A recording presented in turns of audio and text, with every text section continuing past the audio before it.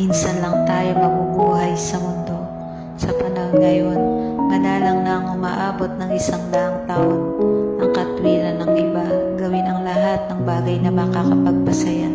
Kumain ng masarap, mag-travel sa iba't ibang bansa. Gumastos, sulitin ang mga sandali. Dahil sa darating ang isang umaga na mawawala ang buhay na taglay kapag sumapit ang araw na naghihintay. Ngunit paano kung may isang bagay ka na nakalimutan, hindi kasama sa iyong listahan, ang bagay na pinakamahalaga sa lahat, ang paggawa ng mabuti na magiging susi mo dapat papunta sa paraiso. Sa langit kung tawagin, isang lugar na walang kamatayan, lugar ng kapayapaan, yan ang pinakamahalaga na babaunin mo sa paglisan sa mundo. Magsawang maging inspirasyon sa iba upang tamang landas ang tahakin nila.